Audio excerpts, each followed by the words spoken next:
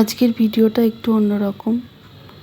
তিনটে same clay jewellery নিয়ে এসেছি, কারণ এই তিনটে এক দিদির কাছে পৌঁছে যাওয়ার অপেক্ষা করছে। কারণ তিনি এই ডিজাইনটা পছন্দ করেছিলেন, আমার কাছে ছিল একটা, আর দুটো বানিয়ে দিয়েছি। আর সঙ্গে